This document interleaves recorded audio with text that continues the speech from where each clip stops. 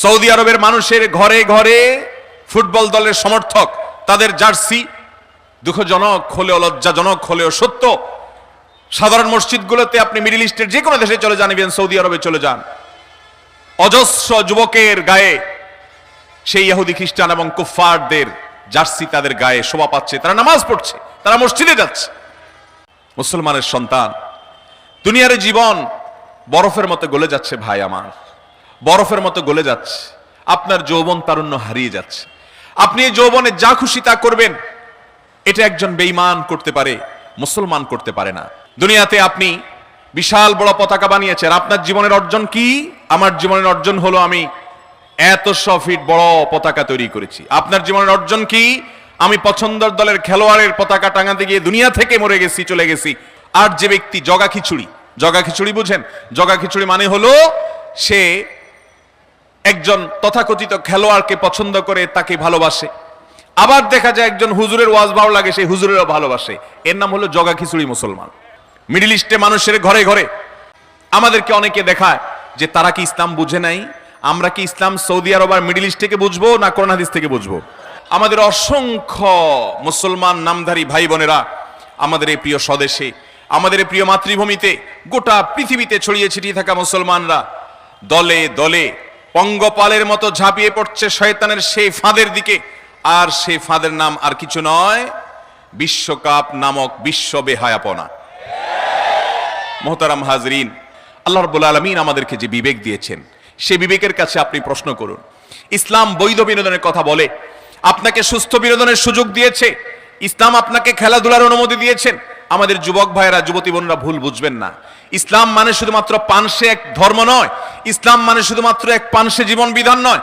ইসলাম এমন এক পূর্ণাঙ্গ বিধান, এখানে রয়েছে আল্লাহর আনুগত্য, এখানে রয়েছে আল্লাহর গোলামি, এখানে রয়েছে আখিরাতের প্রতি বিশ্বাস, এখানে রয়েছে বিবেচনাবোধ, এখানে রয়েছে মানবিক আচরণ, এখানে রয়েছে আপনার বিনোদন, এখানে রয়েছে আপনার খেলাধুলা, এখানে রয়েছে আপনার শরীর চর্চা। এখানে সবকিছুর ব্যবস্থা আল্লাহ রাব্বুল আলামিন রেখেছেন। মোহতারাম হাজরিন, ইসলাম যে খেলাধুলার কথা বলে, সেই খেলাধুলা আমাদের মধ্যে আমাদের মানসিকভাবে আমাদেরকে চাঙ্গা হতে সহযোগিতা করে, আমাদের শারীরিক স্থূলতা কমাতে সাহায্য করে। ইসলাম বলে শারীরিক কসরত হয়, সেরকম খেলাধুলা করেন। দৌড়াদৌড়ির প্রতিযোগিতা করেন, বিভিন্ন ধরনের শারীরিক কসরত হয়, এরকম খেলাধুলা করেন। যেই খেলাধুলার পেছনে জুয়ার কোনো ব্যবস্থাপনা নেই, যেই খেলাধুলার পেছনে কোনো অশ্লীলতা নেই, যেখানে কোনো হারামের উপাদান নেই, যেখানে কোনো মানব জাতির জন্য ধ্বংসাত্মক কোনো কিছু নেই, যেখানে মাদকের কোনো ছড়াছড়ি নেই, যেখানে তারুণ্য ধ্বংস হবে না, যেখানে সমাজ ধ্বংস হবে না, যেখানে পরিবারগুলো ভেঙে খান খান হবে না, যেখানে সন্তানরা পিতামাতার অবাধ্য হবে না, যেখানে স্বামীর সাথে স্ত্রীর কোনো মনোমালিন্য হবে না, যেখানে সমাজে সমাজে মারামারি হবে না, যেখানে দলে দলে সাপোর্টারদের মধ্যে গন্ডগোল হবে না, যেখানে দলে দলের এক দলের সাপোর্টার অন্য দলের সাপোর্টারদেরকে খুনাখুনি করবে না, মারামারি করবে না, অর্থের অপচয় করবে না, অর্থ উড়াবে না, অর্থ জ্বালাবে না, অর্থ পোড়াবে না, সেই রকম চমৎকার সুন্দর বিনোদনমূলক ব্যবস্থাপনা, খেলাধুলা, সেরকম শরীর চর্চার ব্যবস্থা ইসলামে আছে না নাই? মোহতারাম হাজরিন, ইসলামের সেই সুমহান জীবন বিধান রেখে আজ আমরা কোথায় ছুটছি, কাদের পেছনে ছুটছি? আপনি যাদের সাপোর্ট করছেন, কিয়ামতের ময়দানে যদি তাদের সামনে আপনাকে একত্রিত করা হয়, তাদের সামনে যদি আপনাকে ওঠানো হয়, আপনি খুশি হবেন? নবী করিম সাল্লাল্লাহু আলাইহি সাল্লাম বলেছেন, আল মারউ মা মান আহাব। দুনিয়াতে আপনার পছন্দের, আপনার প্রিয়, আপনার ভালোবাসার মানুষ, আপনি যার ভক্ত অনুরক্ত হিসাবে নিজেকে দাবি করছেন, তার অনুসারী হিসাবে তাকে আপনি গর্ব করছেন, কিয়ামতের ময়দানে আপনাকে আল্লাহ রাব্বুল আলামিন তার সঙ্গে উঠাবেন। কি বলেন, আমরা কি তাদের সাথে উঠতে চাই? ইহুদিদের সাথে উঠতে চান? খ্রিস্টানদের সাথে উঠতে চান? আল্লাহদ্রোহীদের সাথে উঠতে চান? বেঈমানদের সাথে উঠতে চান? মুসলমানদের শত্রুদের সাথে উঠতে চান? মানবতার শত্রুদের সাথে উঠতে চান? মাদকের প্রচারকারীদের সাথে উঠতে চান? জেনা ব্যভিচারকারীদের সাথে উঠতে চান? পর্দাহীনতাকারীদের সাথে উঠতে চান? সতরোন্মুক্তকারীদের সাথে উঠতে চান? মুশরিক কাফিরদের সাথে উঠতে চান? মুসলমানের সন্তান, দুনিয়ার জীবন বরফের মতো গলে যাচ্ছে ভাই আমার, বরফের মতো গলে যাচ্ছে। আপনার যৌবন তারুণ্য হারিয়ে যাচ্ছে। আপনি এই যৌবনে যা খুশি তা করবেন, এটা একজন বেঈমান করতে পারে, মুসলমান করতে পারে না। আল্লাহর প্রতি বিশ্বাসী মানুষ করতে পারে না। আল্লাহ তাআলা আমাদের সবার জন্য বোধোদয় হয় সেই তৌফিক দান করুন। সৌদি আরবের মানুষের ঘরে ঘরে ফুটবল দলের সমর্থক, তাদের জার্সি দুঃখজনক হলেও লজ্জাজনক হলেও সত্য।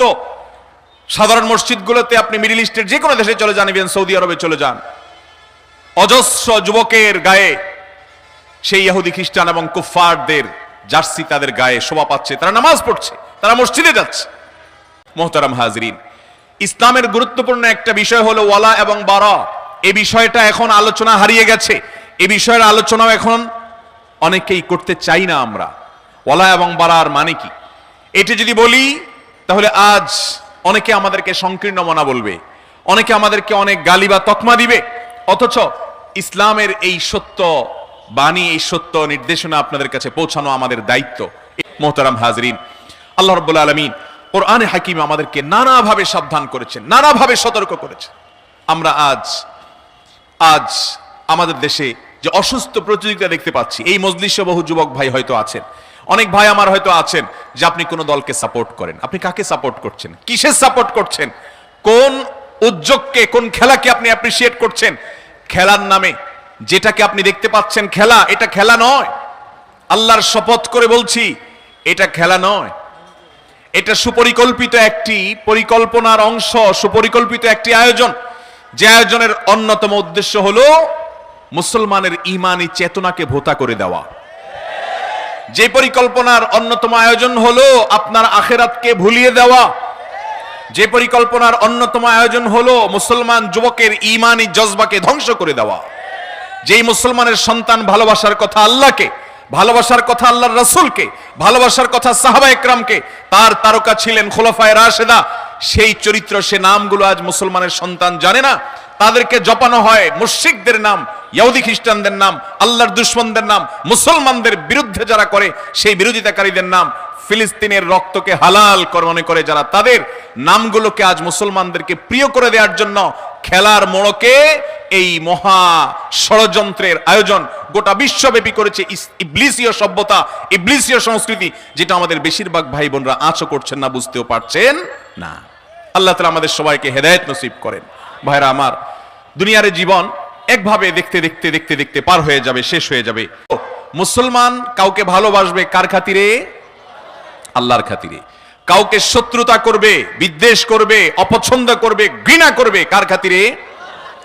আপনি যাকে আজ ভালোবাসছেন অথচ তার মধ্যে আল্লাহর আনুগত্য নাই, আল্লাহর প্রতি ঈমান নাই, আল্লাহর বিরুদ্ধাচরণ আছে, আল্লাহর গোলামদের বিরুদ্ধাচরণ আছে, আল্লাহর দ্বীনের বিরুদ্ধাচরণ আছে, আল্লাহর নবীর বিরুদ্ধাচরণ আছে, সেই ব্যক্তিকে মুসলমান কখনো পছন্দ করা, ভালোবাসার কোন সুযোগ ইসলামে। নবী করিম সাল্লাল্লাহু আলাইহি সাল্লাম বলেছেন, মান আহাব্বা লিল্লাহ ওয়া আবগাদা লিল্লাহ ওয়া আতা লিল্লাহ ওয়া মানা লিল্লাহ ফাকাদ ইসতাকমালাল ঈমান। যে ব্যক্তি আল্লাহর জন্য ভালোবাসে, আল্লাহর জন্য শত্রুতা এবং বিদ্বেষ লালন করে, অপছন্দ করে, ঘৃণা করে, আল্লাহর জন্য কাউকে দেয়, আল্লাহর জন্য দেওয়া থেকে বিরত থাকে, এই ব্যক্তির ঈমান পূর্ণাঙ্গ হয়ে গেল। আর যে ব্যক্তি জগা খিচুড়ি, জগা খিচুড়ি বুঝেন? জগা খিচুড়ি মানে হলো সে একজন তথাকথিত খেলোয়াড়কে পছন্দ করে, তাকে ভালোবাসে, আবার দেখা যায় একজন হুজুরের ওয়াজ ভালো লাগে, সেই হুজুরেরও ভালোবাসে, এর নাম হলো জগা খিচুড়ি মুসলমান। এর নাম কি মুসলমান ভাই? জগা খিচুড়ি মুসলমান। এই জগা খিচুড়ি মুসলমানের জন্য আল্লাহ জান্নাত তৈরি করেন। জান্নাত তৈরি করেছেন ওই মুসলমানের জন্য যেই মুসলমান নিজেকে পিওর মুসলমান হিসেবে দাবি করতে পেরেছে, প্রমাণ করতে পেরেছে। আল্লাহ রাব্বুল আলামিন আমাদের দেশের সকল মুসলমান ভাই বোনের ঈমানকে, আমলকে হেফাজত করুন। আমাদের সামনে অনেকে দলিল পেশ করেন, যুক্তি পেশ করেন, বলেন ভাই আরব বিশ্বের মানুষরা কি ইসলাম বুঝে না? মিডল ইস্টে মানুষের ঘরে ঘরে, সৌদি আরবের মানুষের ঘরে ঘরে ফুটবল দলের সমর্থক, তাদের জার্সি, দুঃখজনক হলেও লজ্জাজনক হলেও সত্য, সাধারণ মসজিদগুলোতে আপনি মিডল ইস্টের যে কোনো দেশে চলে যান, ইভেন সৌদি আরবে চলে যান, অজস্র যুবকের গায়ে সেই ইহুদি খ্রিস্টান এবং কুফফারদের জার্সি তাদের গায়ে শোভা পাচ্ছে, তারা নামাজ পড়ছে, তারা মসজিদে যাচ্ছে। আমাদেরকে অনেকে দেখায় যে তারা কি ইসলাম বুঝে নাই। আমরা কি ইসলাম সৌদি আরব আর মিডল ইস্ট থেকে বুঝবো না কোরআন হাদিস থেকে বুঝবো? আমাদের আদর্শ কি মিডল ইস্ট না কোরআন হাদিস? ইসলাম মানে কি মধ্যপ্রাচ্য না কোরআন হাদিস? কোরআন হাদিসের বাইরে যদি মধ্যপ্রাচ্য নয় গোটা পৃথিবীর সব মানুষও চলে যায়, একজন মুসলমান কখনো কোরআন হাদিসের বাইরে যেতে পারে?